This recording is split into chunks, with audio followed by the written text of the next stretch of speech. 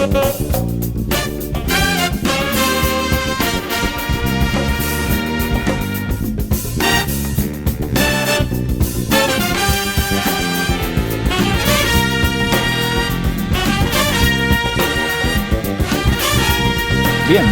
les doy la más cordial bienvenida a la clase bastante intensa sobre plasma inductivamente acoplado con detector de masas, y también, si el tiempo lo permite, vamos a ver plasma inductivamente acoplado con detector de emisión óptica. ¿Ya? Entonces vamos a ver dos configuraciones donde vamos a ocupar la misma fuente de excitación térmica, que es un plasma inductivamente acoplado, y que lo podemos conectar a dos detectores, un detector de masas o a un detector óptico, ¿ya? Pero se venden y se usan en configuraciones separadas. Casi siempre no es que uno pueda seleccionar hacia dónde va a ir el plasma. Uno compra un equipo ahí.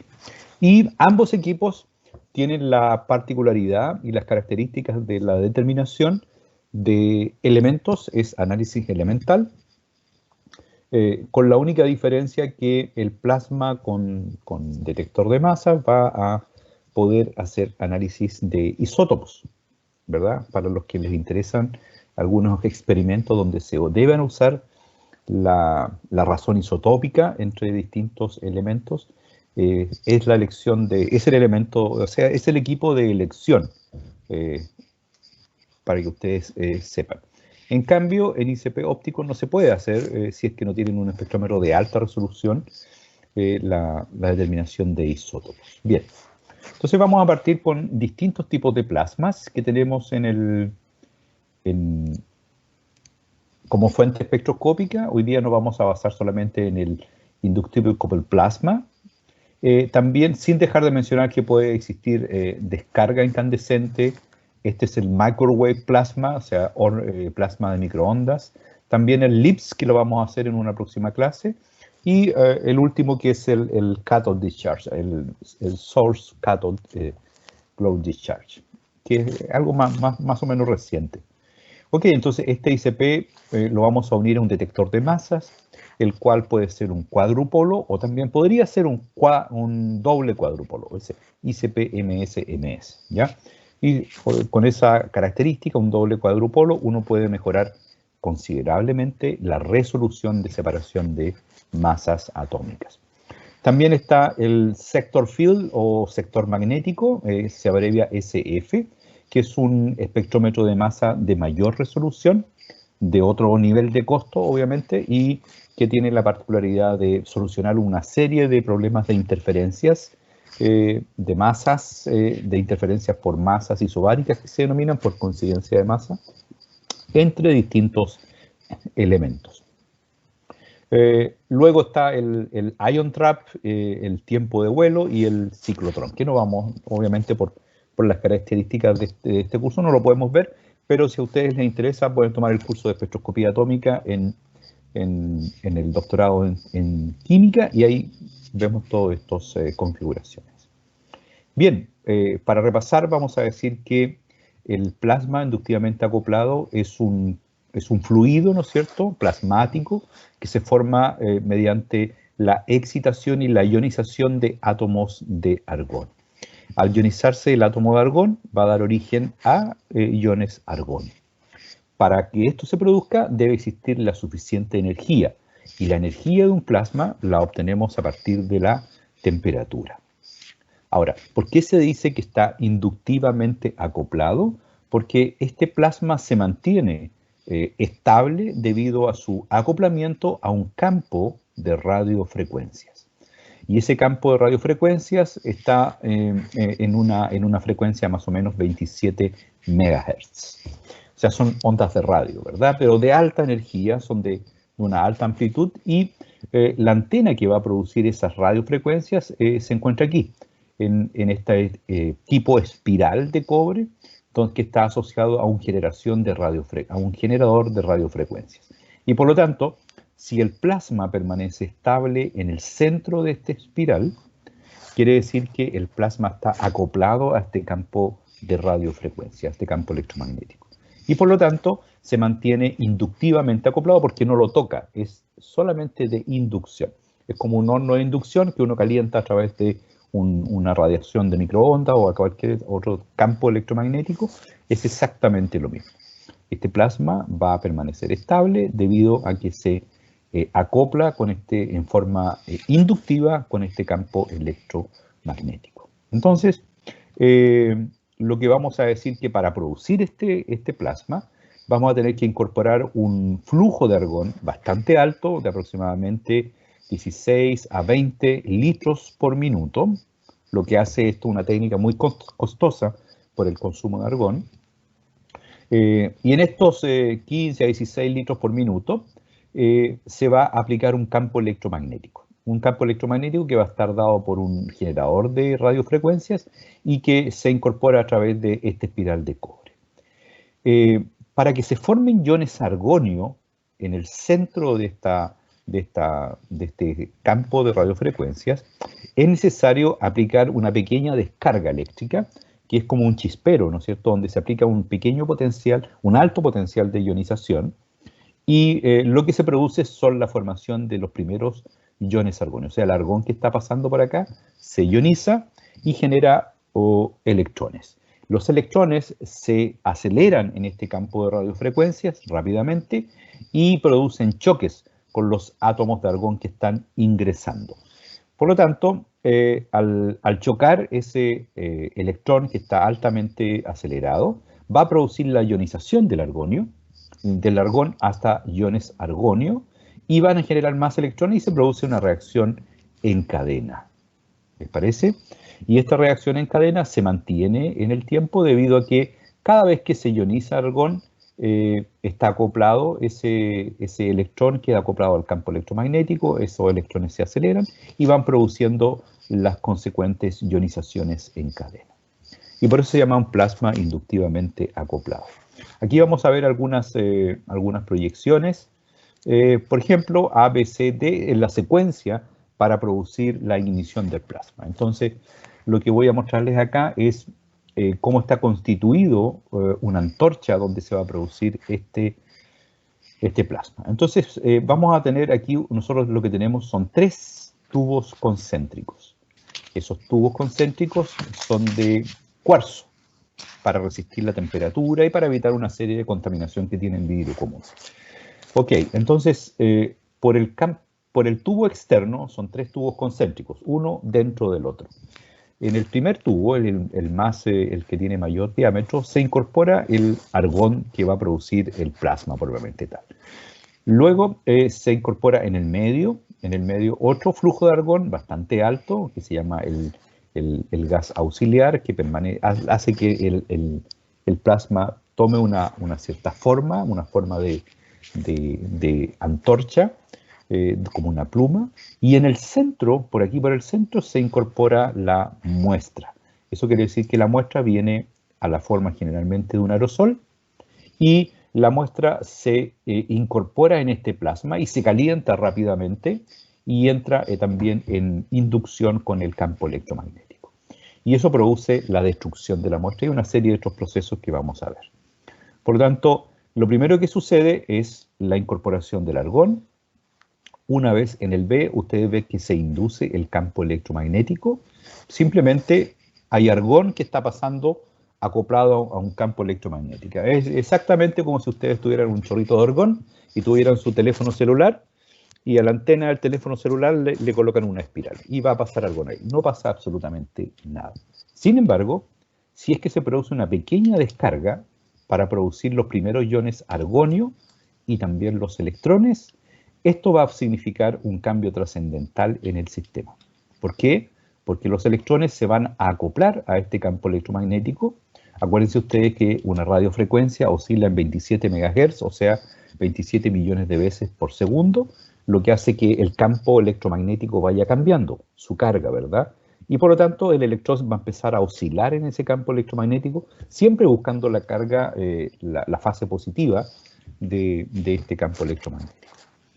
Ok, y al oscilar tan rápido va a producir una alta energía, los electrones se aceleran, y al acelerarse los electrones van a producir muchos choques con el argón que va ingresando.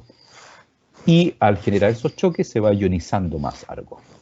Entonces aquí se genera una nube ya de iones argonio con electrones altamente acelerados, y esto produce una gran incandescencia. Y esto es lo que se produce ya cuando el ion argonio está gasificado, ¿verdad? Los electrones también están en una fase gaseosa. Eso ya por definición, como vimos en la clase pasada, ya constituye un plasma. ¿Ok? O sea, son gases en estado ionizado y iones, por ejemplo, como electrones, que van en estado gaseoso. Y eso hace la forma de un fluido bastante viscoso. Y ya tenemos la definición de plasma, ya tenemos este plasma. Si este plasma se mantiene acoplado al campo electromagnético, tenemos un plasma inductivamente acoplado. Y aquí se mantiene sumamente estable, ¿no es cierto? Y las muestras ingresan por el centro de las antorchas o de los tubos concéntricos. ¿Les parece? Bien, ¿qué es lo que tenemos acá? Esta sería como la secuencia de reacciones. Tenemos argón, ¿no es cierto?, más electrón, producto de la descarga que se produce. Esa se denomina una descarga Tesla, que es súper común ver en algunos adornos, ¿ya? Se produce esa descarga Tesla y se produce el ion argonio. Y ese ion argonio obviamente va a emitir un segundo electrón. Ese segundo electrón choca con otro argón y produce una segunda ionización. Y esa segunda ionización produce un tercer electrón que entra en juego con el siguiente argón, y así se produce la cadena. ¿Cuál es la composición típica de un plasma? Alrededor de 15 litros por minuto. De iones argonio tiene aproximadamente un 2%. 2% del argón que ingresa es ionizado, hasta iones argonio. Y la densidad electrónica más o menos son aproximadamente unos 10 elevado a 15 electrones por centímetro cúbico, o sea, es bastante denso. Ok, ¿cuál es el rango de temperatura de una antorcha de plasma? Son distintas, ¿no es cierto? O sea, aquí en el centro, donde está acoplado directamente con la radiofrecuencia, donde hay una mayor velocidad de los electrones, se pueden llegar a producir temperaturas de 10.000 grados Celsius. Y esa temperatura, cuando el plasma sale del campo electromagnético, se va obviamente disminuyendo, llegando en la punta de la antorcha, más o menos, o sea, esta es la antorcha, la de vidrio, la de cuarzo, ¿verdad? Digamos, la punta del plasma hay alrededor de entre 5.000 y 6.000 grados Celsius, ¿verdad? Ahora, ¿qué es lo que sucede con la materia? Con cualquier tipo de materia que se introduzca a 10.000 grados Celsius, obviamente se desintegra. Y todo se desintegra. Si hay moléculas, macromoléculas, se van a desintegrar a moléculas más pequeñas, y esas moléculas se van a desintegrar a átomos, ¿verdad? Esos átomos se van a gasificar, van a estar átomos en estado gaseoso sin perder electrones. Luego esos electrones se excitan, ¿verdad? Pasan a niveles superiores de energía, a orbitales mayores, y si hay energía suficiente, y si lo hay, estos electrones se van a ionizar. Y se van a producir la primera ionización, e incluso también en algunos elementos se produce la segunda ionización. O sea, tenemos elementos, iones que están cargados 2 más. ¿Les parece? Entonces, la nube que se produce acá es una nube químicamente muy rica. ¿Ya? El plasma contiene una gran energía de excitación que permite producir todos estos cambios. ¿Cuáles son entonces los fenómenos físicos? ¿Ya? Si ustedes piensan que se incorpora una gota de agua con una solución y con iones que están disueltos a baja o alta concentración, al ingresar al plasma, inmediatamente se produce una desolvatación. Es decir, todo el solvente que traía incluida la muestra se vaporiza. Y a eso se denomina la desolvatación. Si este solvente es agua, se van a producir vapor de agua, lo cual produce una tremenda expansión. Y por lo tanto, eso quiere decir que los flujos de muestra que se introducen en un plasma son relativamente pequeños en comparación con otras técnicas espectroscópicas. Se habla que la mayor flujo de muestra que puede ingresar son 1 mililitro por minuto. Pero se sabe que la cantidad o la proporción de muestra que llega finalmente al plasma es bastante menor. Se coloca una cámara de nebulización para atrapar a las gotas más pequeñas. A las gotas más grandes y dejar pasar solamente las pequeñas gotas inferiores a 10 micrómetros dentro de este plasma.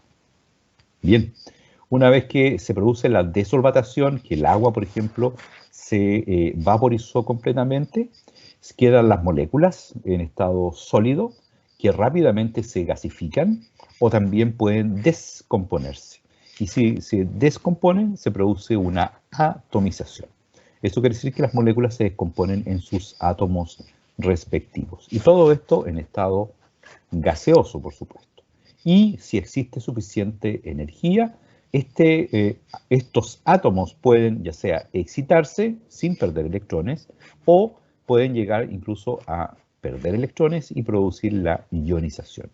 A su vez, estos iones también pueden seguir incorporando energía, porque son procesos muy rápidos, y pueden producir también iones excitados o también pueden producir una segunda ionización. ¿Les parece? Entonces, los procesos físicos son la desolvatación, la vaporización, y de ahí empiezan los procesos químicos, que es la atomización, la ionización y la excitación de los electrones. ¿Ok? Entonces, todo esto lo tenemos condensado en una pequeña superficie, en una pequeña área de aproximadamente unos 3 centímetros de alto por un 1,5 centímetros de ancho, donde se producen estas grandes temperaturas. ¿Qué permite que, por ejemplo, la antorcha de cuarzo no se funda y no le pase lo mismo que a la muestra? Bueno, es relativamente sencillo. El gas argón que está fluyendo rápidamente hacia la producción de plasma permite también una cierta refrigeración.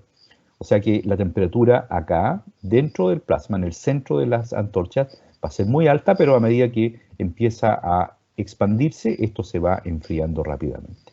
Y segundo, la espiral de cobre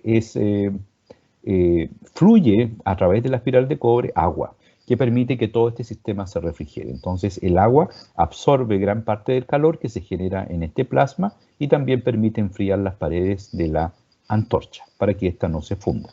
La pregunta es, si es que se pudiese fundir a lo mejor una antorcha. Sí, a mí me ha pasado varias veces por hacer distintos experimentos, por ejemplo con hidrógeno, aumenta mucho la temperatura y el flujo del agua no está capacitado como para absorber tanta energía que se libera al ionizarse ciertos elementos como el hidrógeno y se produce un derretimiento de la antorcha.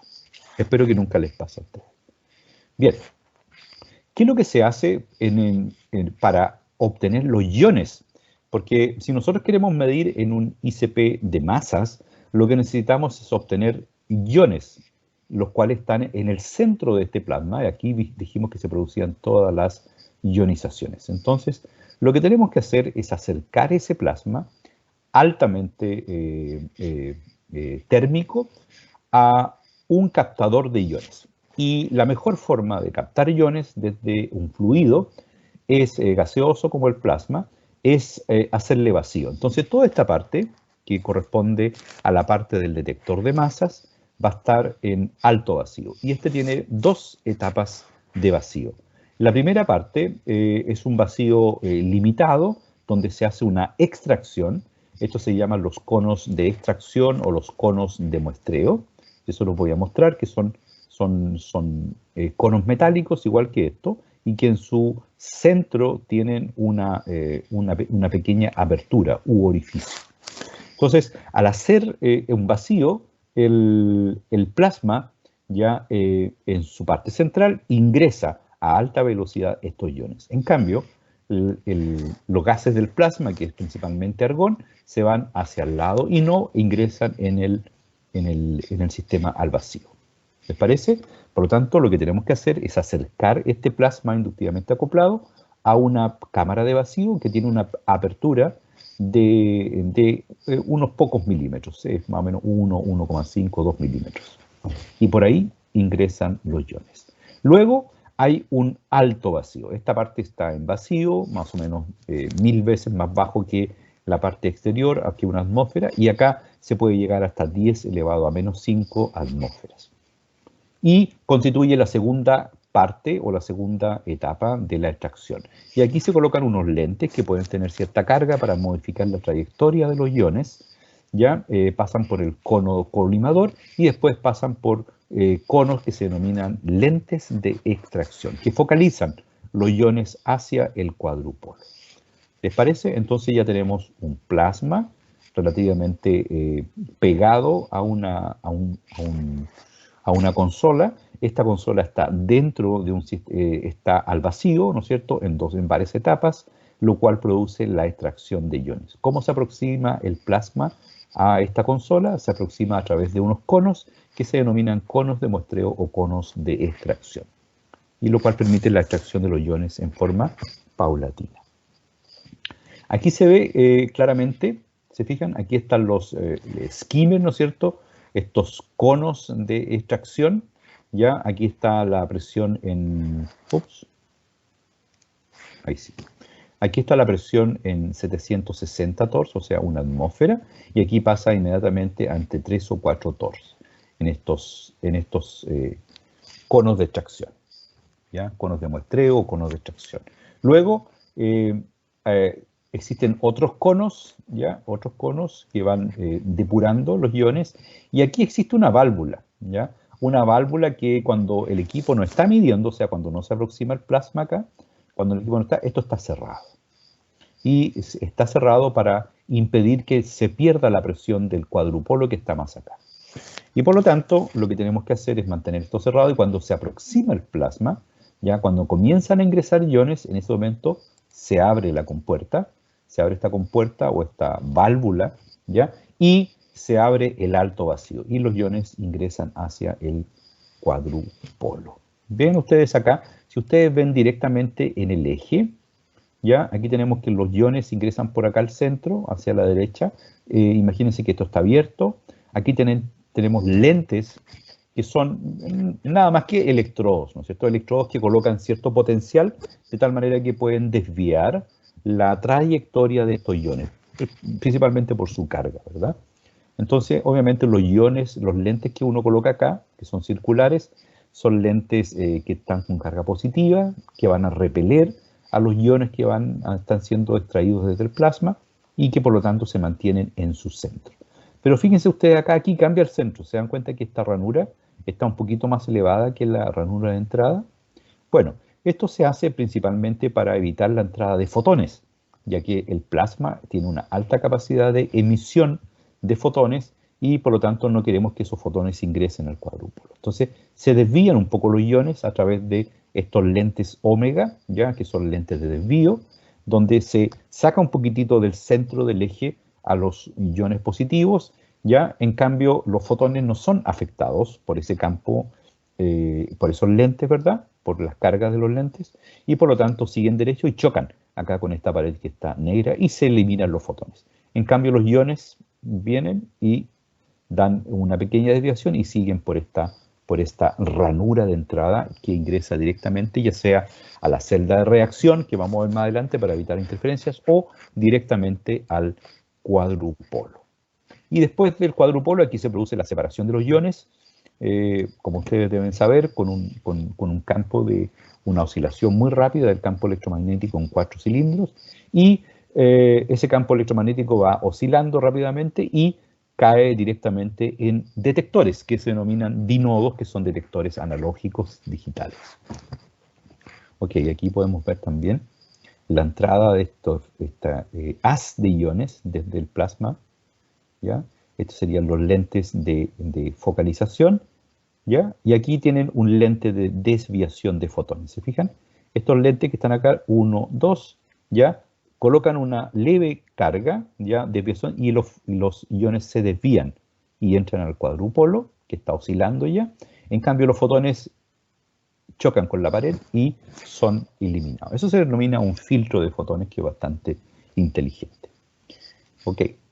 Este es un típico cuadrúpolo, como ustedes pueden ver, que son 4 cilindros, por eso se llama cuadru, ¿ya? De aproximadamente unos 30 hasta unos 50 centímetros de largo, depende de la longitud, ¿ya? Y lo que va a producir esto es un campo electromagnético oscilante, ¿ya? Con una alta frecuencia, ¿ya? Y ese campo va a aumentar, tiene una frecuencia relativamente constante de cambio, de oscilación. Sin embargo, los potenciales que diferencian entre uno y otro cilindro van cambiando y hacen que se seleccionen las masas de los iones desde la masa 1 hasta la masa 200 y tanto. Ok. Y lo que uno obtiene después de este cuadrupolo es un típico espectro de masa, que espero que ustedes conozcan, ¿verdad? Donde están separados prácticamente todos los elementos de la tabla periódica debido a su razón masa-carga. Si asumimos que la carga es igual a 1, si dividimos su masa partido por una carga igual a 1, queda igual a la masa, ¿verdad? Y aquí lo que cuentan son los números de cuentas de cada uno de estos iones a una masa determinada que caen en el detector denominado dinodo. Entonces aquí tenemos carbono 12 también, ya podemos también tener mediciones de carbono 13, nitrógeno 14, oxígeno 16, ¿se fijan? Todos los iones tienen su carga positiva y tienen su masa correspondiente.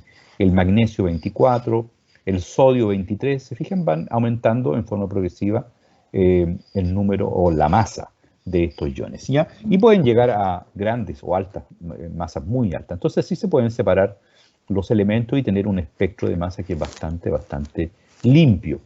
Ok, existen también ruido, ¿no es cierto?, asociado. Aquí está la masa 80, 86, 88, hasta la 92. Entonces aquí uno tiene un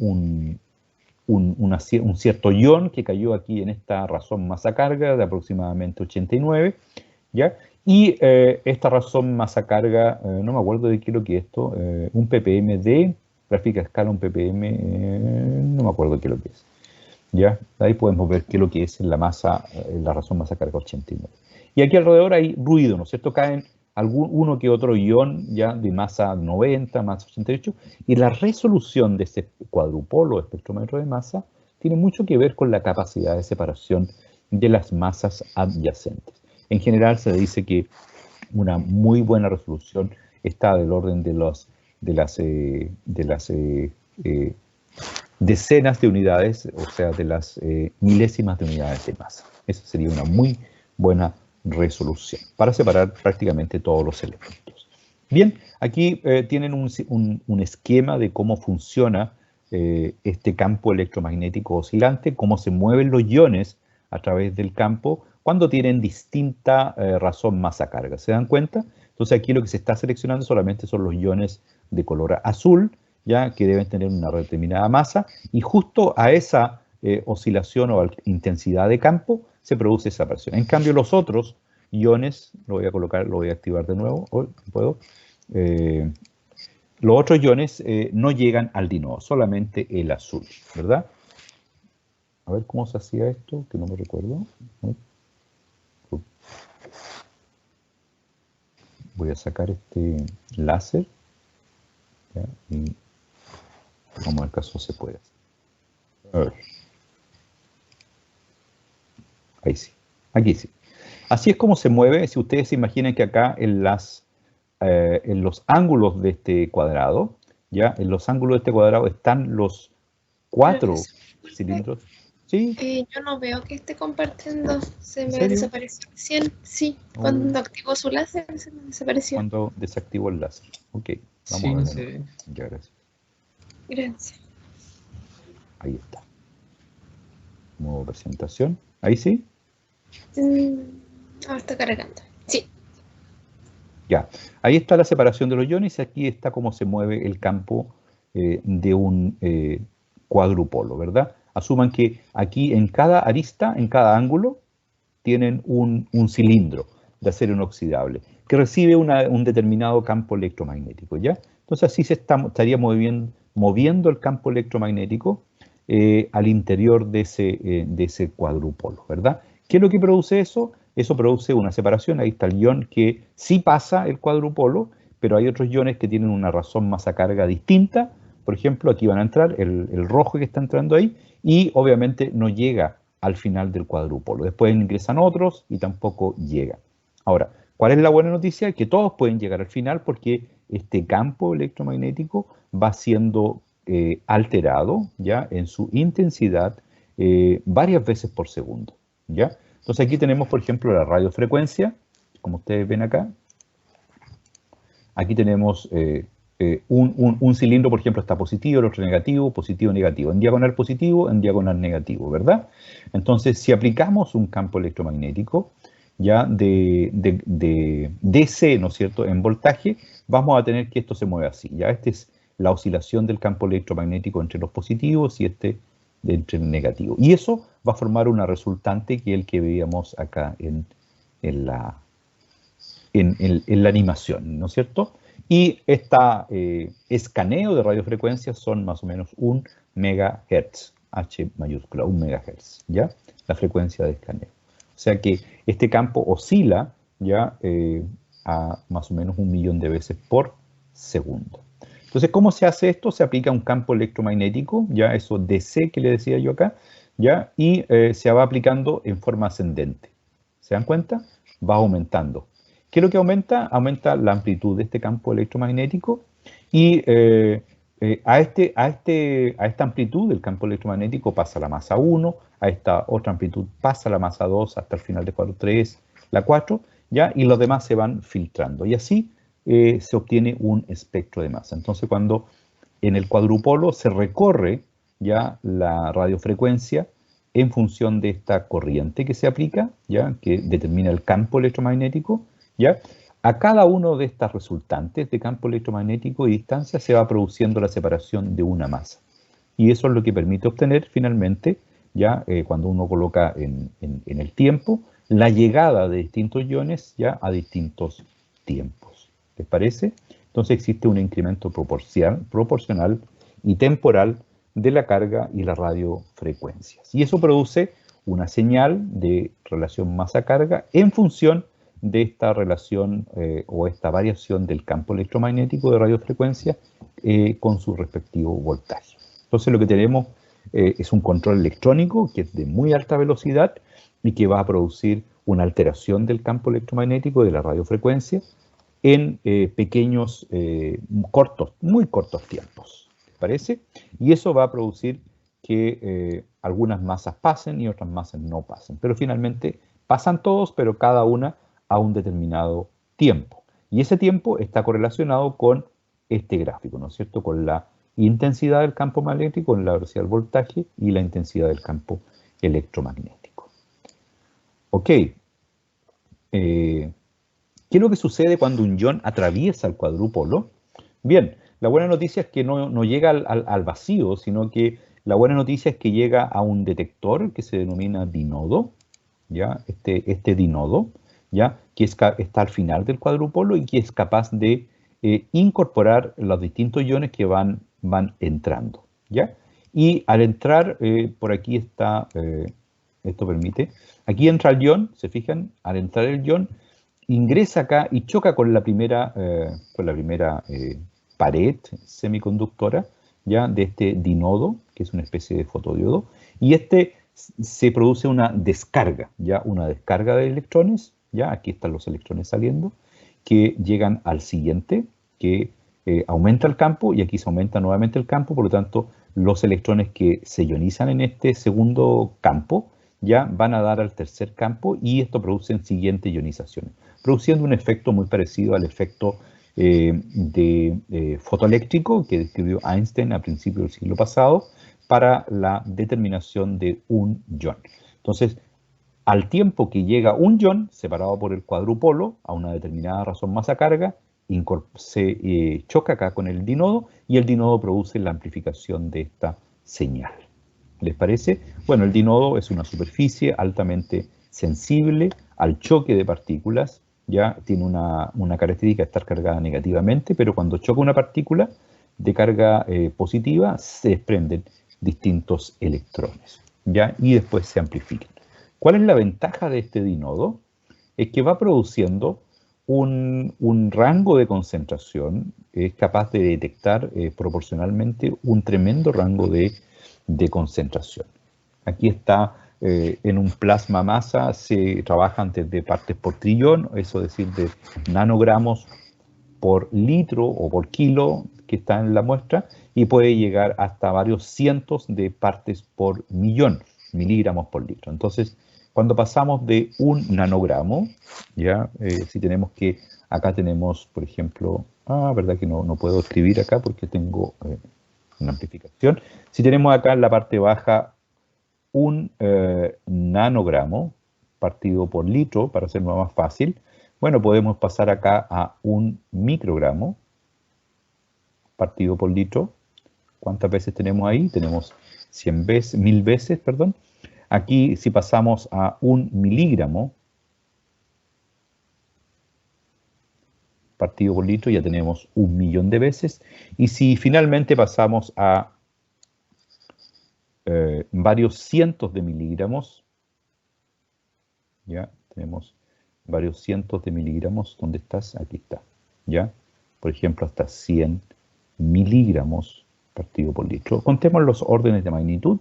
Aquí hay 3 órdenes de magnitud, aquí hay 3, aquí hay 3, entonces ya tenemos 9 órdenes de magnitud, y si le colocamos 2 más, serían 11 órdenes de magnitud. O sea, este equipo, este detector con la capacidad de separación que tiene el cuadrupolo, más este detector que puede cambiar de sistema analógico y también digital, de acuerdo a cómo sean el número de cuentas, se pueden detectar millones, o sea, varios órdenes de magnitud, de 6 hasta 11 órdenes de magnitud en la concentración. Eso da una tremenda potencialidad. Esto es el típico espectro de masa que se produce, ¿ya? Donde en el eje X va a estar la razón masa-carga, ¿verdad? Y en el eje Y vamos a tener las cuentas que llegan al dinodo por un exponente, ¿no es cierto? Si estamos trabajando aquí serían miles de cuentas, ¿verdad? Estas 100, 1000 cuentas, 200, 1000 cuentas, ¿verdad? Y aquí tenemos a distinta razón masa-carga los distintos iones que se separaron de la muestra. Tenemos los iones de carbono, nitrógeno, oxígeno, sodio, magnesio, aluminio, potasio 39, calcio 40, argón 40. Se fijan, aquí tenemos uno que coincide en la masa, ya, pero sin embargo están separados porque hay una pequeña diferencia: titanio 48, hierro 56. ¿Ya? Entonces, lo que se obtiene acá es un espectro de masas, que es un espectro bastante limpio. Bien, aquí esta es una tabla de las abundancias isotópicas, ¿ya? Si ustedes se fijan acá, para explicarles esto, acá en la parte izquierda superior hasta la inferior, aquí van a tener los elementos, ¿ya? Y en esta parte, en el eje X, digamos, van a tener la razón, la masa, ¿ya? Y acá nuevamente se repite el elemento, solamente para el elemento. Entonces, ¿qué es lo que tenemos acá? Tenemos, por ejemplo, el hidrógeno, ¿ya? El hidrógeno tiene 2 isótopos, ¿ya? El hidrógeno 1 con una abundancia del 99,99%. Lo voy a tratar de agrandar esto. Creo que la siguiente se puede agrandar. Eso. Ya. No se puede agrandar. Ya, ahí sí. Entonces tenemos al hidrógeno con el hidrógeno con un 99,9, y después el que tiene masa 2 del hidrógeno, ¿cómo se llama? Se llama deuterio, ¿verdad? Y el deuterio tiene una abundancia en la naturaleza del 0,011%. ¿Ya? O sea que hidrógeno también se podría medir en la masa 2, relación masa-carga 2. Sin embargo, habría que tener muy alta sensibilidad como para detectar en abundancia tan baja. Entonces, siempre cuando tengamos un espectro de masa del hidrógeno, vamos a tener un pic que es 99,9 veces mayor, que sería el de hidrógeno, y un pic muy pequeñito, ya, de deuterio. ¿Ok? En el helio, ya tenemos el helio 4, ya, cuya abundancia es 100, o sea, no existe un isótopo de helio. Sin embargo, el litio, acá tenemos 2 isótopos. Tenemos un isótopo de relación masa-carga 6, que tiene una abundancia relativa de 7,59%. En cambio, el litio 7 tiene una abundancia de un 92,41%. Bueno, ¿en cuál de los dos pueden leer? En cualquiera de los dos. Si ustedes quieren leer con mayor sensibilidad, es mejor que lean el isótopo más abundante, el que tiene un 92%, y lo leen a la razón masa carga igual 7. Y después la de litio también la pueden leer a la razón masa carga 6, pero aquí van a tener una sensibilidad mucho menor, ¿ya? Sobre 10 veces menor, porque hay menos isótopos radioactivos, isótopos de litio de masa 6. Bueno, después está el berilio, que tiene 100% ese isótopo 9. El boro, que tiene dos isótopos, uno con un 80,1% de abundancia y otro con 19,9% de abundancia. ¿Ok? Y el que está en color verde, para que ustedes vean, el que está en color verde es el recomendado para utilizar en el espectrómetro de masas. Veamos algunos ejemplos donde hay más de un elemento que está cayendo en la misma masa. ¿Ya lo tenían preparado por acá? ¿Oh?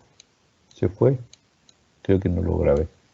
Bueno, a ver si me acuerdo. Es la de cadmio 100.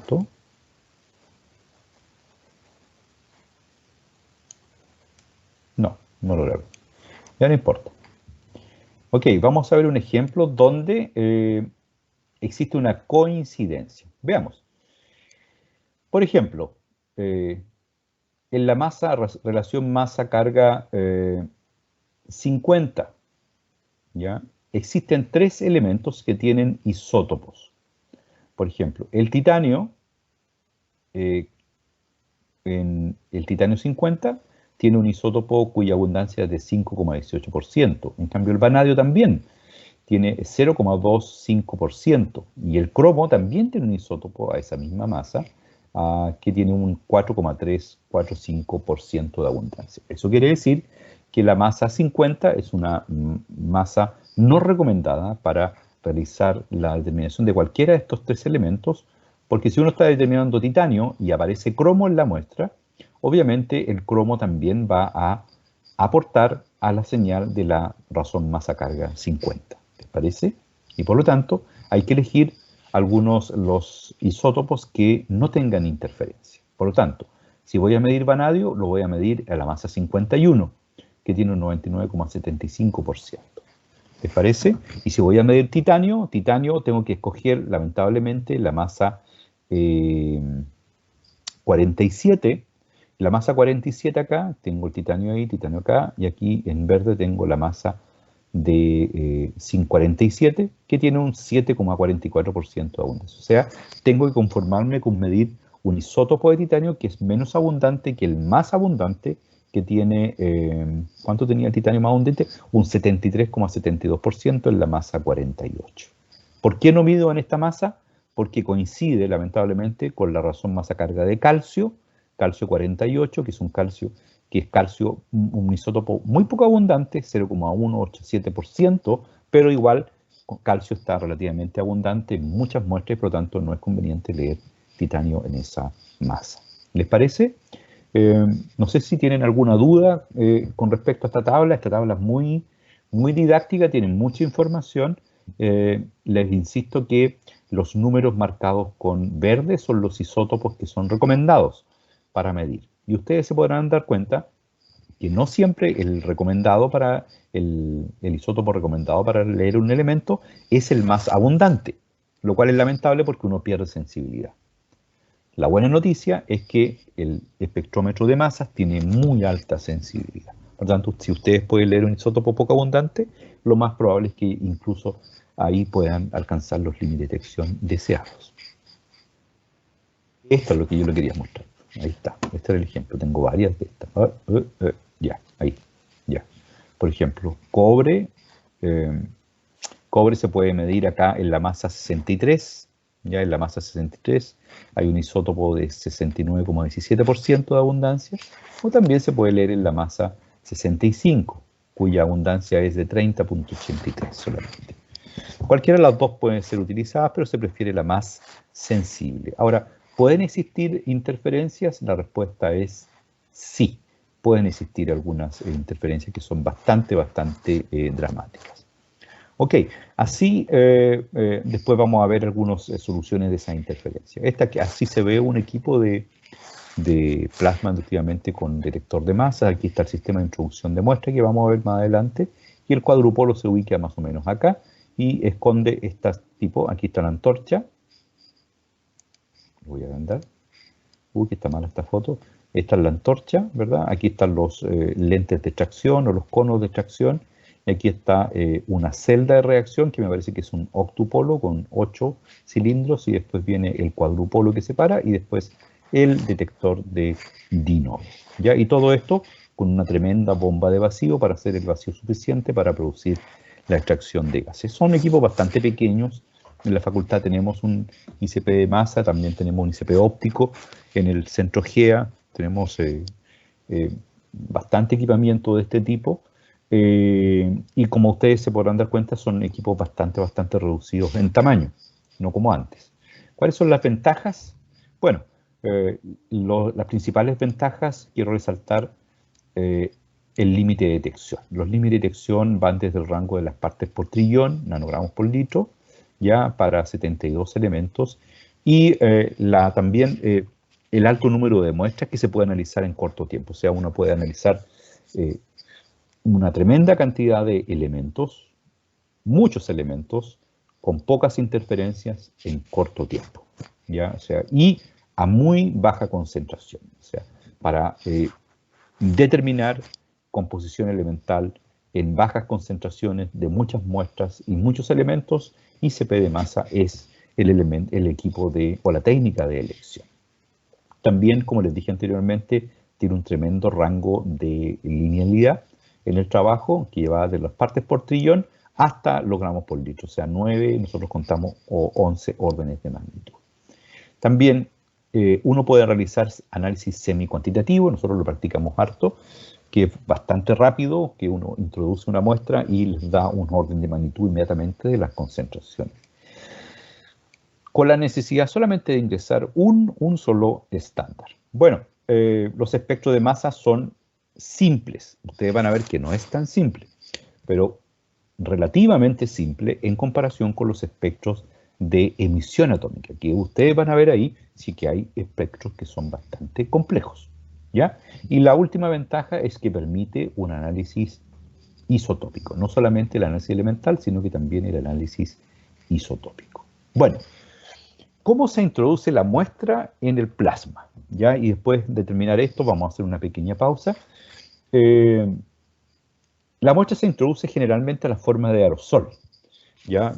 Yo tuve la particularidad de ser bioquímica de profesión, químico en el doctorado, pero hice el doctorado en una tesis en espectrometría atómica en un instituto de física, en un instituto Max Planck. Y me dediqué principalmente a desarrollar métodos de introducción de muestras en espectrometría de masas y espectrometría atómica. Bien, y les puedo decir que en espectrometría atómica la mayor parte de las muestras se introduce en la forma de un aerosol. ¿Ya? ¿Cómo se define un aerosol?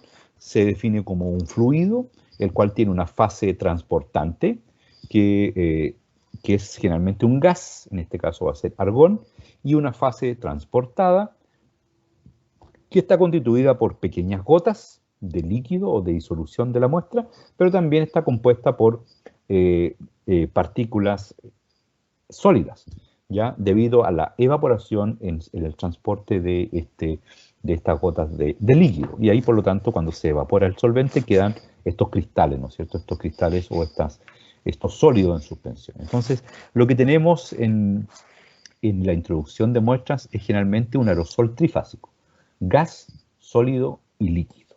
¿Te parece? Y eso se introduce generalmente a través de un aerosol. ¿Ya? No los voy a aburrir con todas estas cosas. ¿Ya? Aquí hay distintas formas. Aquí se representa la antorcha.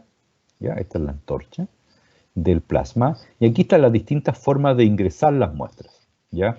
Se puede ingresar con formación de hidruros. ¿Ya? Por ejemplo, si uno quiere hacer arsénico, teluro, selenio, plomo, cadmio, mercurio y todas estas cosas, uno hace la generación de hidruro o generación de vapor frío. Bien, y puede introducir la muestra en forma gaseosa, haciendo una prueba previa derivatización. La forma más común es introducir la muestra a través de un nebulizador. También se puede introducir muestras de cromatografía líquida. Nosotros lo hacemos en nuestro laboratorio. Hacemos especiación de arsénico, principalmente en alimentos, y en muestras ambientales. Y hacemos una cromatografía y el diluido de la cromatografía lo introducimos en el espectrómetro de masa a través de un aerosol. ¿Ya? También uno podría acoplar no solamente un cromatógrafo de líquido, sino que también un cromatógrafo de gases. ¿Ya? También puede ser un cromatógrafo de gases y introducir directamente la salida de una columna al detector de masas. Si es que los componentes elementales son volátiles. Bien, también se puede hacer chispas, arcos, ¿verdad? Láseres, como vamos a ver en la próxima clase, un láser también puede generar un plasma y producir un aerosol seco. Bien, hay distintas formas, ¿ya? Para introducir la muestra. Voy a saltar todo esto, que no tiene mucha importancia. Bueno, aquí estamos viendo cómo se introduce la muestra. Y este es el típico sistema para introducir la muestra. Aquí tenemos la antorcha que tiene 3 tubos concéntricos. ¿Ya? Este simplemente es una interfase con esta antorcha pasa para allá, ¿ya? Esta antorcha, esto hace que, creo que aquí se introduce el gas, ¿verdad? El argón, que vamos a ver en detalle cómo se introduce el argón del gas plasma y el argón auxiliar. Ok, pero ¿cómo se introduce la muestra? La muestra se introduce aquí, tenemos un nebulizador. Este nebulizador produce una disgregación de la muestra en pequeñas gotas y partículas sólidas. Aquí después viene una cámara de nebulización que recibe este aerosol y en la cámara de nebulización se va a producir una selección de las gotas viables para ingreso al plasma. ¿Qué significa eso? Que la mayor parte de las partículas que se producen en aerosol va a chocar con estas paredes, esta es una cámara ciclónica, y se va a perder por el desagüe. Y una parte menor, pero útil, del aerosol va a pasar directamente a la antorcha. ¿Ya? Entonces aquí tenemos la muestra líquida, se nebuliza, se genera un aerosol, en la cámara de nebulización se selecciona solamente las gotas más pequeñas del aerosol que pasan al plasma y el resto cae en el desagüe. Aquí vemos cómo está la antorcha con sus 3 tubos concéntricos, el tubo externo, tubo medio y tubo interno por donde ingresa la muestra. Y aquí tenemos la antena de radiofrecuencias, el coil, ya que es de cobre y que está drenado, ¿no es cierto?, con agua para mantener todo este sector bastante enfriado. ¿Ya? Y esto es lo que va a producir las radiofrecuencias y por acá va a estar el chispero que es el que produce la descarga. Bien, aquí se ve una foto con mucho mejor resolución, esta debería haberla mostrado antes. ¿Se fijan? Aquí viene el aerosol, no se ve la cámara de nebulización, pero aquí se ve la base de la antorcha. Aquí está haciendo un ajuste de la entrada de argón, ahí tiene una entrada de argón y aquí tiene otra entrada de argón. ¿Ya? Y esto queda inserto en este cuerpo de sujeción, muy fácil, se incorpora, y la antorcha entra justo donde está este coil o esta espiral de radiofrecuencias, ¿verdad? Entonces, y aquí ustedes ven ya los conos, ¿ya?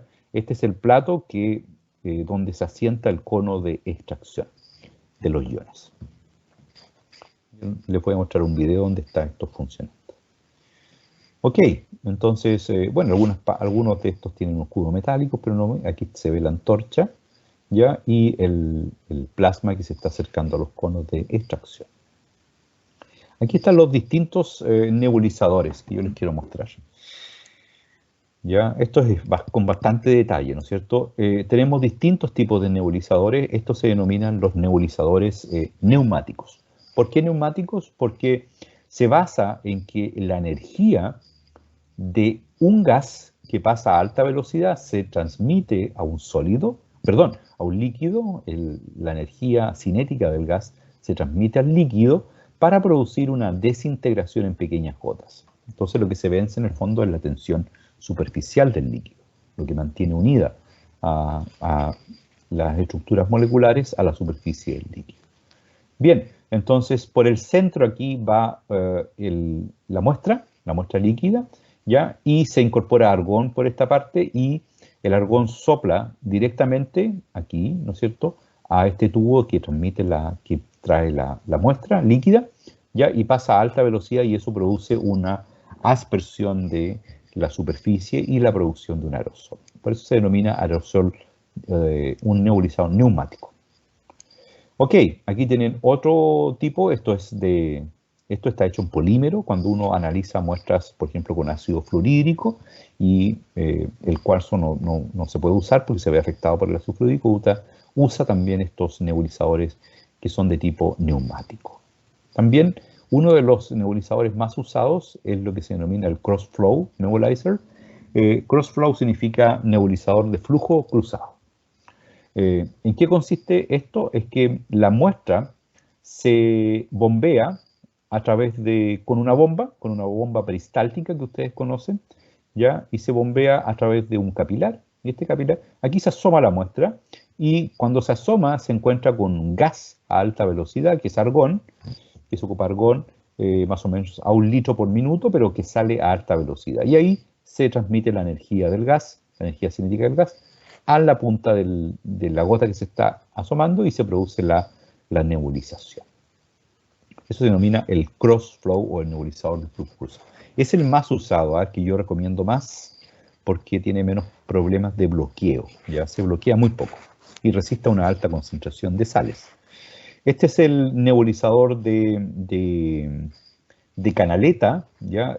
Aquí tiene una canaleta por donde sale el líquido que escurre a través de esta canaleta, y acá hay un pequeño orificio por donde está saliendo el argón, y por lo tanto el argón barre con la muestra que va cayendo a través de esa canaleta. Eso es el Babington o el B-Group, ¿ya? Esa es canaleta en forma de B, eso significa B-Group Nebulizer. Ok, y para mostrarles algunos nebulizadores de alta eficiencia, se usa bastante el nebulizador ultrasónico, ya de ultrasonido. ¿En qué consiste esto? La muestra se bombea sobre una membrana, esta membrana es de un material piezoeléctrico que vibra porque está acoplado a un generador de radiofrecuencias. Entonces, al vibrar esta membrana, vibra a muy alta velocidad, se produce una vibración ultrasonido que produce la desintegración del agua en pequeñas gotitas. Y esto produce un aerosol bastante denso, ya se pierde mucho menos que en un nebulizador neumático. Y este aerosol, que es bastante denso, ingresa primero a una sección de un tubo, que es un tubo calefactor, que le produce la evaporación de todo el solvente. O sea, aquí se separa las partículas que estaban disueltas en la muestra, los iones que estaban disueltos, se cristalizan acá, ya continúan en forma de un aerosol seco, y el vapor, el solvente, el agua, se evapora totalmente. Entonces aquí tenemos un aerosol trifásico, gas, sólido y líquido. Aquí se evapora todo el líquido y tenemos un aerosol bifásico solamente de gas o vapor, ¿no es cierto?, y sólidos. Y después viene un condensador que baja esta temperatura abruptamente a temperaturas bajo cero, y lo que produce se condensa el solvente, sin embargo pasan solamente las partículas sólidas. Estos nebulizadores son bastante eficientes, pero son bastante caros, ¿ya? Y logran aumentar los límites de detección, mejorar los límites de detección más o menos en 10 hasta 20 veces. ¿Debido a qué? A que son mucho más eficientes, prácticamente toda la muestra se nebuliza, se pierde muy poco por el drenaje, y además que llega un aerosol seco, y por lo tanto llega menos ruido hacia el plasma. Ok, este es el nebulizador neumático, ¿verdad? Que se denomina el Meinhardt Nebulizer, porque en honor a la persona que lo descubrió. Aquí está, Meinhardt.com, ¿ya? Y están hechos con una precisión pero envidiable, que es fantástica. Prácticamente son todos los nebulizadores iguales, construidos iguales, ¿ya? Y producen una alta eficiencia también en el nebulizador. La buena noticia es que son relativamente baratos. Bien, hay montones de nebulizadores, ya que no les voy a mostrar todos, de inyectores directos. Esto es lo que produce una cámara de nebulización. ¿Por qué el aerosol cuando se produce va a una cámara de nebulización? Y esto es por la siguiente razón. Esta es la distribución de tamaño de las partículas que se generan en un nebulizador normal, un nebulizador neumático, ¿ya? Y esta es la proporción. Entonces tenemos que la mayor proporción, sobre el 45% de partículas, tienen un tamaño igual o inferior a 8 micrómetros. Sin embargo, existe una alta proporción que está sobre los 10 micrómetros. ¿Se fijan?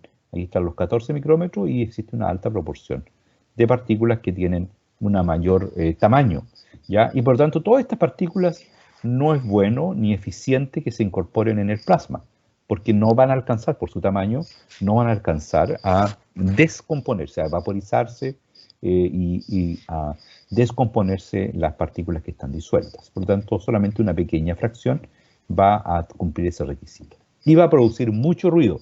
¿Ya? Lo más probable es que el plasma se extinga porque se va a enfriar. En cambio, si uno coloca una cámara de nebulización que separe, ¿ya? Va a separar esta fracción.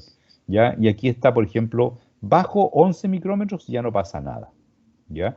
Y las partículas de mayor frecuencia, ¿ya? Digamos, si hay una moda acá, el 25% de las partículas tienen un tamaño de 5 micrómetros, ¿ya? Entonces, esta distribución de tamaño de un aerosol que pasa después de una cámara de nebulización nos permite concluir que la cámara de nebulización es tremendamente útil para poder separar las gotas que sí tienen real efecto y que van a producir una señal en el plasma.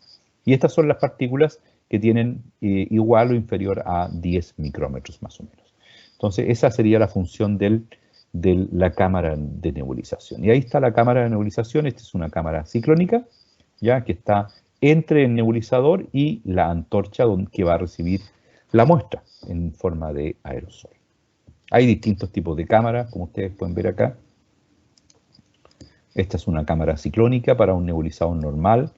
¿Ya? Este es para un micronebulizador, donde el nebulizador prácticamente ingresa a la cámara, trabaja con flujos muy pequeños, tiene cámaras con doble fondo o con doble cámara para enfriarlas, ¿verdad? Se le aplica un líquido y la cámara puede quedar a temperaturas muy bajas. De hecho, algunas cámaras se enfrían hasta menos 40, menos 50 grados bajo cero, sobre todo cuando se trabaja con solventes orgánicos. Existen cámaras también hechas de PIC, ¿ya? De un polímero, ¿ya? Para, por ejemplo, cuando uno trabaja con ácido fluorhídrico, ¿no es cierto? Con muestras de ácido fluorhídrico. Entonces, existen tantas cámaras de nebulización como nebulizadores también. Hay que realmente saber harto para poder escoger la más indicada. También está la cámara de doble paso o shot, ¿ya? Donde aquí está el nebulizador, se nebuliza acá en el centro y luego el aerosol tiene que volver por un tubo concéntrico, ¿ya? Y sale hacia la antorcha. Y ahí en esta curva se va produciendo una separación. Las partículas de mayor masa van chocando con las paredes y son drenadas hacia el desagüe.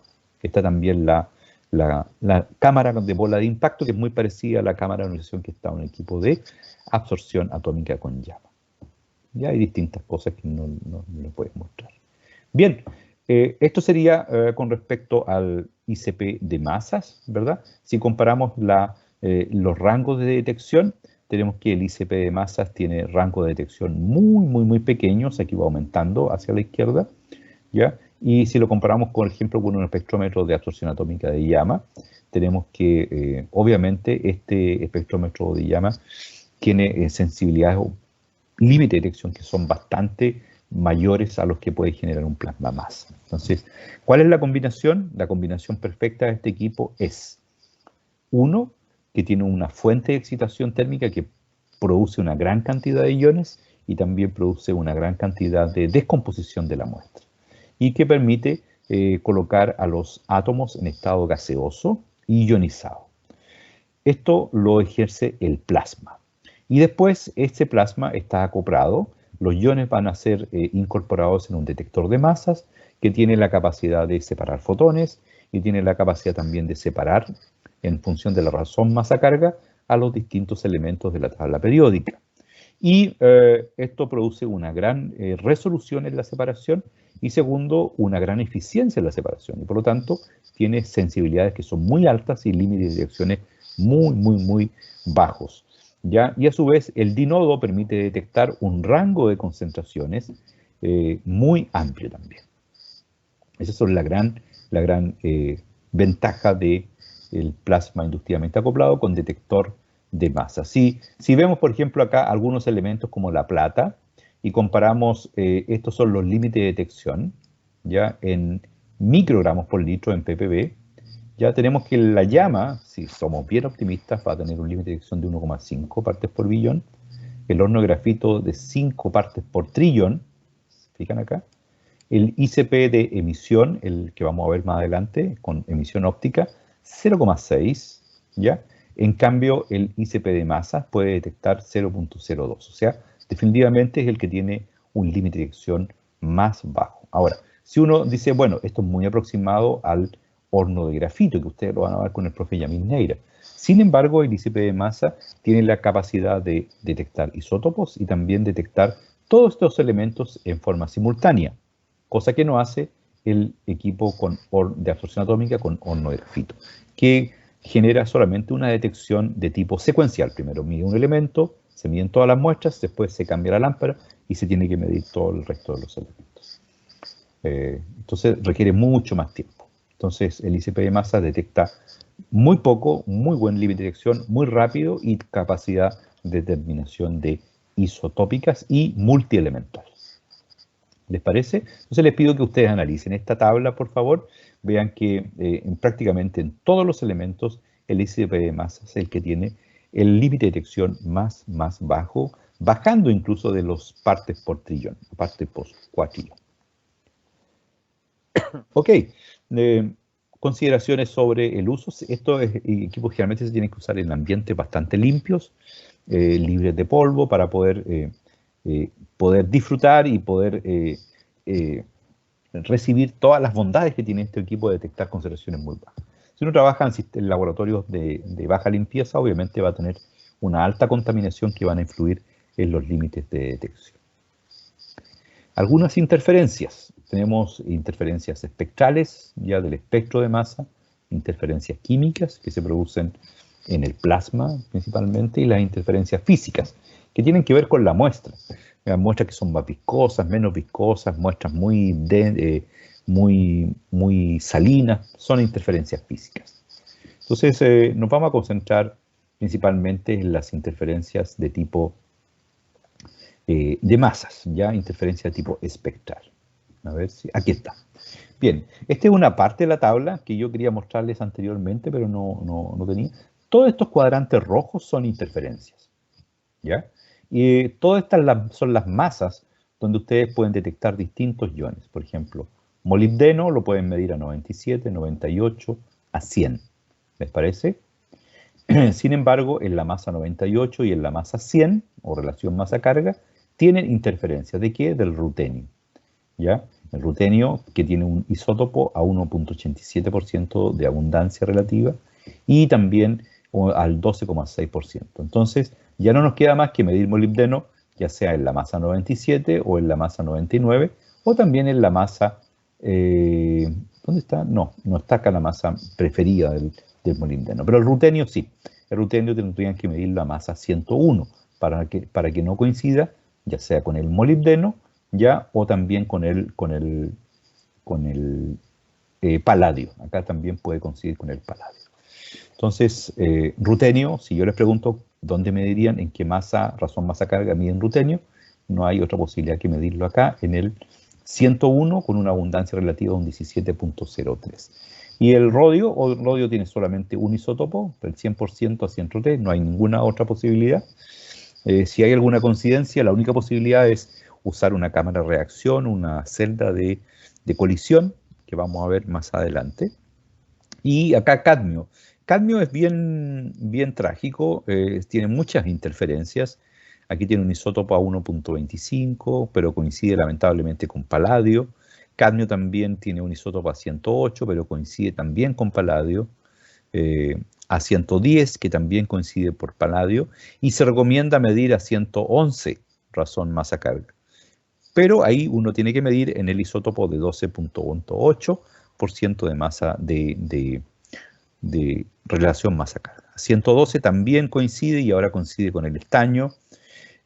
A 113 también coincide ahora con el indio. A 114 nuevamente coincide con un isótopo del estaño de 114 y tiene una abundancia de 0.66. ¿Les parece? Entonces, es difícil medir cambios, se mide a 111, pero hay que tener mucho cuidado con otras interferencias. Entonces, todas las cuadrantes que ustedes lo ven en rojo son cuadrantes donde existe interferencias. Los verdes no quiere decir que no existan interferencias, pero son los recomendados para medir ese elemento. Bien, aquí tienen algunos ejemplos sobre la coincidencia. Y estas coincidencias de masa se denominan interferencias isobáricas, así se denominan, isobáricas. Entonces, por ejemplo, si ustedes quieren leer titanio, en la masa 46 tienen un isótopo que tiene 7.95%, pero puede interferir el isótopo de calcio, ya que tiene esa misma masa y su relación, su abundancia isotópica es de 0.032%, o sea, una abundancia muy baja. Aquí está el de cadmio que vimos al final, ¿no es cierto? Cadmio es 114. Aquí está, cadmio 114. Si ustedes quisieran medir cadmio a 114, tienen el isótopo que tiene un 28,81% de abundancia, pero deben contar con que existe un isótopo de estaño con un 0.65% de abundancia. Entonces, lo que hacíamos nosotros en mis tiempos de estudiante era calcular, porque nosotros sabíamos que en esta relación masa-carga íbamos a tener la contribución de cadmio 114 y de estaño 114. Entonces lo que hacíamos, medíamos estaño en otra relación masa-carga. Por ejemplo, en la de 118. Vamos a ver acá. 118 acá. Entonces aquí estaño tenemos que no coincide con nada, ¿verdad? A 118 y tiene un isótopo a 24.22. ¿Les parece? Ok, entonces, ¿cómo estaría constituida la respuesta en la relación masa-carga de 114, donde nosotros queremos medir cadmio? Está dada por la respuesta de cadmio de 114 menos, ¿ya? Además, por eso hay que restársela, de la abundancia del estaño, ¿ya? Que la medíamos, ¿cómo sacábamos la contribución del isótopo de estaño de 114? Lo sacábamos por la señal que nos daba 118. Entonces simplemente aquí multiplicábamos la relación que hay en 114, que es 0.65, y lo dividíamos por 24, que es la abundancia que está a 118. ¿Ya? Entonces aquí sacábamos una proporción de esa señal que íbamos a tener a 114. Y nos valíamos de la señal que teníamos a 118, ¿verdad? Entonces si vemos nuevamente acá, y nosotros queríamos medir cadmio a 114, teníamos la señal que produce este isótopo de 28,73%, pero teníamos que restarle la señal de estaño, y para eso usábamos la señal que había en la razón masa carga 118, cuya abundancia isotópica es de 24.22. Entonces, si uno saca la proporción de acá, serían 0.66 dividido por 24.22. Esta me da la relación entre estos dos isótopos. Y lo multiplico por la señal que me da 118. Y eso es las cuentas que tengo que restarle a la masa para determinar cadmio. Así lo hacíamos antes. Ahora, afortunadamente, viene todo esto en el software del equipo. Todo esto uno puede hacer esas compensaciones. ¿Ya? Existen otras interferencias que se llaman poliatómicas, que ya no es que coincide un elemento con otro, sino que se producen ciertas moléculas dentro del plasma, por ejemplo, entre el cloro y el oxígeno. El cloro 35 y el oxígeno 16 da 51, ¿verdad? 35 más 16 da 51, y a 51 tenemos que se mide vanadio. Por lo tanto, el vanadio también podría tener interferencias, a pesar que no están marcadas como interferencias isobáricas, pero sí pueden tener interferencias poliatómicas. ¿De dónde viene el oxígeno? Del agua de la muestra, ¿no es cierto? El agua se descompone en iones de oxígeno, ¿ya? E hidrógeno. ¿Y de dónde viene el cloro? Viene de cualquier cloruro que hay en la muestra. Bien, entonces esto también puede producir interferencias poliatómicas. ¿Cuál es otra poliatómica? Argón, por ejemplo, puede reaccionar con el cloro y se genera el cloruro de argonio. 40 es la razón masa carga del argón, 35 la del cloro, ¿ya? Y en total da 75. ¿Cómo coincide eso? Con arsénico, lamentablemente. Entonces, si vamos aquí a la tabla, vemos acá arsénico, ¿se dan cuenta? El único isótopo de arsénico es el 75. O sea que no podría medir tan confiado, ¿verdad? Porque me están diciendo acá que el argón del plasma, si la muestra tiene cloruro, puede en el plasma formar este cloruro de argonio, que tiene masa 75, y yo voy a medir cloruro de argonio en vez de arsénico. Eso sería fatal, ¿no es cierto? Por lo tanto, hay que incorporar otras técnicas que permitan separar estas interferencias poliatómicas. Y aquí hay unas distintas interferencias poliatómicas. Hierro, por ejemplo, 56, aquí se forma el óxido de argonio, ¿no es cierto? Óxido de argonio, que también tiene una relación de 56. Entonces tenemos interferencias poliatómicas que son importantes y que no están registradas en la tabla anterior, y tenemos las interferencias isobáricas. Bien. ¿Cómo se sacan estas interferencias? Existen celdas que uno incorpora entre los lentes de colección y el cuadrupolo, entre los cuales se incorporan celdas de reacción. Por ejemplo, se incorpora helio. Se incorpora helio dentro un poquito antes del cuadrupolo. ¿Qué es lo que produce el helio, por ejemplo?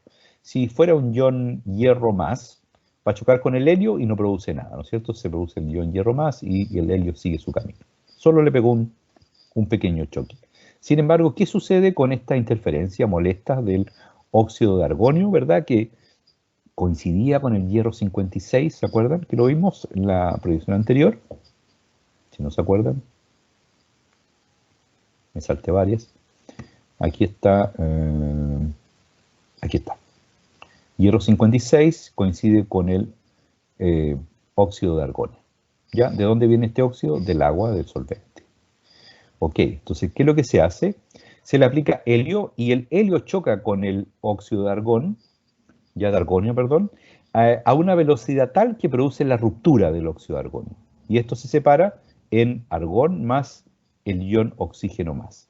Y el helio se recupera.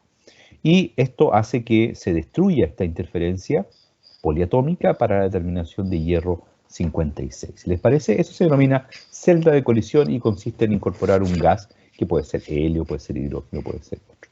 También existen dentro de estas celdas de colisión, si queremos, por ejemplo, romper esa molécula de cloruro de argonio que interfería con el arsénico 75, ¿verdad?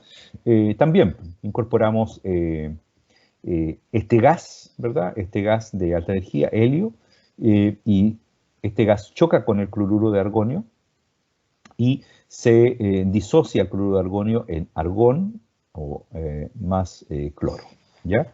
Y esto permite determinar la concentración de arsénico en la masa 75 sin interferencias, ¿ya? Esto es lo que se denomina las celdas de colisión, ¿ya? Y estas celdas de colisión tienen una discriminación de energía. O sea que uno puede incorporar el flujo de helio, ya puede incorporar el flujo del gas que uno incorpora en la celda de colisión para que tenga una cierta energía, ¿ya? Eso es bastante interesante. Así eso se llaman las celdas de reacción. Pero existen también las celdas de reacción.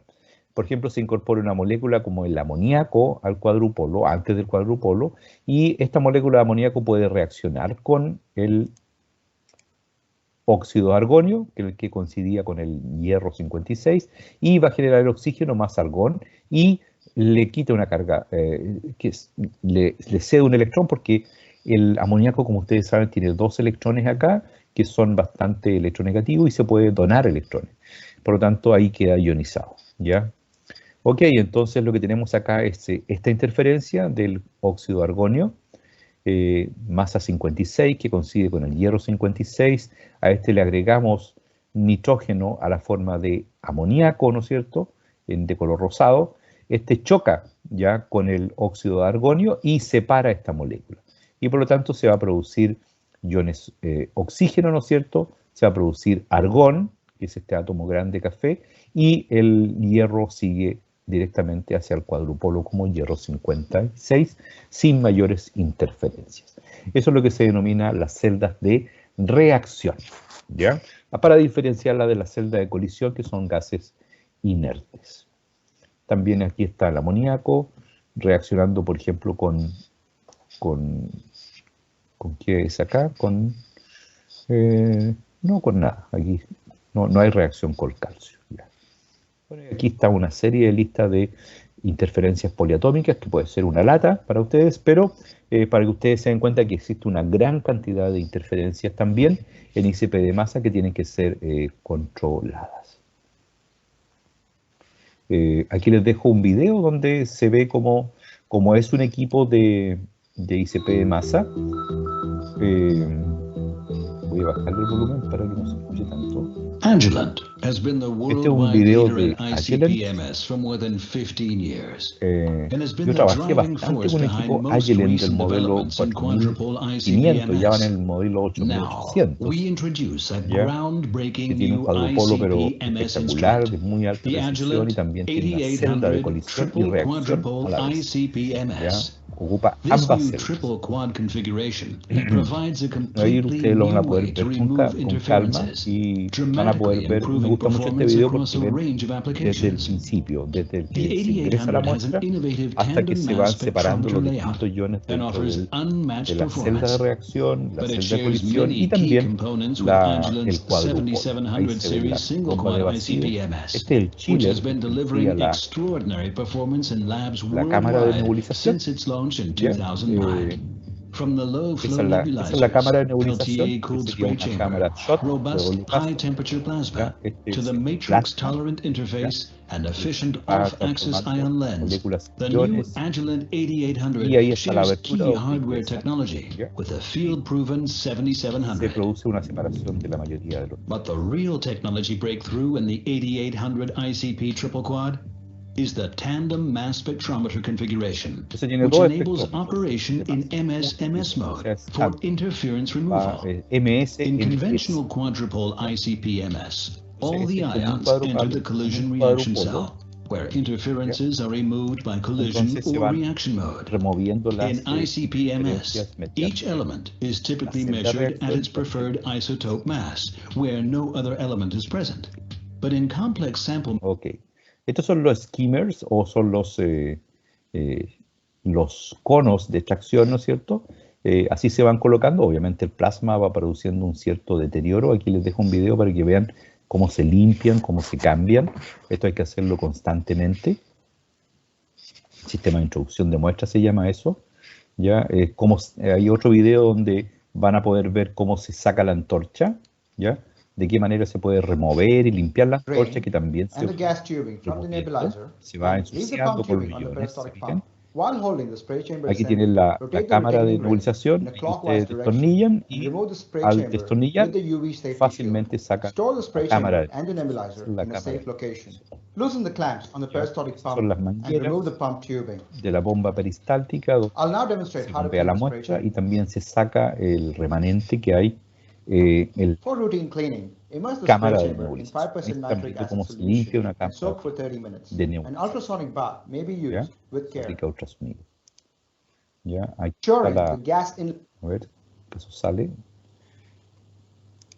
Place the injector nut loosely on the coil, which I'll show you next. Ya. To check the torch alignment, open the RF generator compartment door. La coil es la... Then press the cone access button. Ya, el espiral. When unlocked, Ahí open se the torch hace una compartment. sintonización, ¿no es cierto? Ahí Place está the alignment tool on the end of the torch, position it with the flange y ahí touching está the la first turn of the antena RF coil. de radiofrecuencia. Rotate the alignment tool. Entonces ahí The alignment el is correct if the tool alineamiento moves para que quede freely justo and la is antorcha en el located flush centro with the edge of the torch. de la antena If the de tool radiofrecuencia is o not flush, la espiral de then the torch radiofrecuencia. alignment is required, Ya, para eso which I'll show you pequeña next. error. To align the torch, remove the torch También assembly, pueden which sacar is la covered in antorcha other si ustedes sections quieren, of this video. fácil. Aquí, If the torch extends adelante. beyond the edge of the tool, Ya, y pueden it hacer needs to be moved aquí. away from the interface. Loosen the Ya, eso interface. se lo voy a dejar para que ustedes lo vean y se van a dar cuenta que es bastante fácil. Bueno, ya son las 4:43, me pasé bastante. Ya no les voy a seguir mostrando ejemplos, pero quiero resumir la clase porque tiene bastante más información. La clase la quiero resumir simplemente en las características que tiene este espectrómetro de masas con plasma inductivamente acoplado. ¿Ya? Muy sensible, es un equipo que está tremendamente, que enfatiza el uso para el análisis de concentraciones muy bajos de iones, pero también tiene la capacidad de analizar altas concentraciones. O sea, quiere decir que en una muestra que tenga elementos a alta concentración y también a muy bajas concentraciones, ustedes pueden realizar esta misma determinación, sin necesidad de diluir o de concentrar, simplemente miden. Y por eso, por esas características, el ICP de masa se ha logrado establecer como una de las técnicas favoritas de las personas que miden elementos y algunas especies elementales mediante la espectroscopía atómica. También se pueden determinar isótopos, que son análisis un poco más especiales, pero ya la industria y el desarrollo de la tecnología está requiriendo un alto grado de sofisticación en el análisis, y el análisis isotópico también se está haciendo cada vez más frecuente. Consideraciones: no es la panacea, no es un equipo que no tenga interferencias, tiene menos interferencias, pero ya vimos que existen interferencias ya sea de tipo isobáricas o también poliatómicas. Sin embargo, ese problema tiene una solución, que son las celdas de reacción y celdas de colisión, donde se incorporan gases que chocan con los iones y van a producir una discriminación, una ruptura de las moléculas poliatómicas y la discriminación de las masas, y van a permitir medir las razones masa-carga sin esas interferencias poliatómicas. Especialmente interesante esto es en algunos elementos que no tienen otro isótopo de selección o poder medir el mismo elemento en otro isótopo. Por ejemplo, el arsénico, ¿verdad?, que se mide a 75, ¿ya? Y había otro ejemplo, no me recuerdo cuál, que también tenía el problema que era solamente una sola relación masa-carga. Bien, como ven, se han unido dos técnicas tremendamente poderosas, la inducción, un plasma inductivamente acoplado y un detector de masas, y para solucionar los problemas que esto genera, se incorporan algunas soluciones como las celdas de reacción y celdas de colisión. Y esto genera el equipo más potente de la espectroscopía atómica que existe hasta el momento. Este equipo también puede ser unido con otras técnicas de introducción de muestra, por ejemplo, con la cromatografía de gases, si es que hacen análisis, por ejemplo, de compuestos organometálicos de alta volatilidad, también con HPLC para hacer separación de distintas especies. Nosotros las hacemos para determinar 4 especies de arsénico que están presentes en algunos alimentos que son de alta relevancia desde el punto de vista toxicológico, y hacemos la separación por HPLC y luego hacemos la determinación por ICP de masas. También se puede decir que esta técnica requiere también, este plasma no es una fuente de excitación térmica tan robusta, por lo tanto requiere un tratamiento previo de la muestra, convertirla en un aerosol y seleccionar las partículas. Eso también es muy importante, ¿ya? Entonces se hace el aerosol, se promueve o se genera a través de un nebulizador. Ese nebulizador puede ser de distintos tipos. Tenemos nebulizadores neumáticos, nebulizador concéntrico, nebulizador de canaleta. También teníamos el nebulizador de alta eficiencia, que era el nebulizador ultrasónico, ¿verdad?, que permitía mejorar los límites de detección. Todos estos nebulizadores tienen una sola función: cambiar la forma de presentar la muestra desde una muestra líquida a un aerosol. Sin embargo, el aerosol Si llega mucho aerosol al plasma y con gotas muy grandes, eso no sirve, produce interferencias y por lo tanto es necesario colocar una cámara de nebulización, cuya función era separar las gotas que son de alta utilidad, que son las gotas más pequeñas, inferior a 10 micrómetros de diámetro, y las gotas mayores van a ser drenadas, ¿no es cierto?, desechadas. Y por lo tanto, también aquí existe una barrera, ¿no es cierto?, que está limitando la cantidad de muestra que se incorpora en el plasma. Entonces, la próxima clase vamos a ver cómo o de qué manera uno puede incorporar también no muestras líquidas, sino que muestras sólidas, por ejemplo, ablazoneando las muestras con láseres de alta temperatura y produciendo un vapor atómico seco. Bien, con esto doy por terminada la clase. Les consulto si tienen alguna